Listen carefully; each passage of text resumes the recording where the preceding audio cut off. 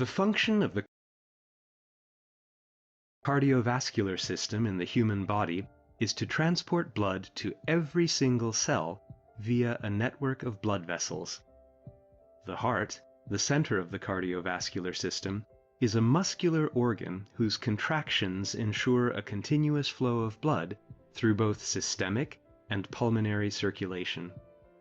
The heart valves guarantee that blood only flows in one direction.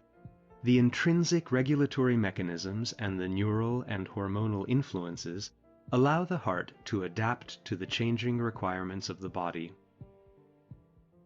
The heart is located within the pericardium, behind the sternum, between the right and left lungs. It is slightly off to the left compared to the position of the midsternal line. An average human heart contracts about 72 times per minute, meaning that it contracts about 2.5 billion times during an average human lifespan. Anatomically, the heart consists of two parts, a right and a left heart, both of which can be further divided into two parts, the atria and the ventricles. The human heart thus has four chambers. The atria receive blood and convey it towards the ventricles, while the ventricles pump the blood out of the heart and into the arteries. Both the atria and the ventricles function simultaneously. When the atria contract, the ventricles relax, and vice versa. Coronary arteries supply oxygenated blood to the heart, which is important because supplying oxygen and nutrients to the cardiac muscles is vital for the proper functioning of the heart. An electrical conduction system enables the heart to contract rhythmically.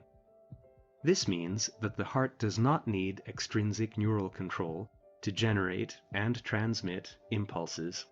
However, it is connected to the central nervous system through its extrinsic innervation.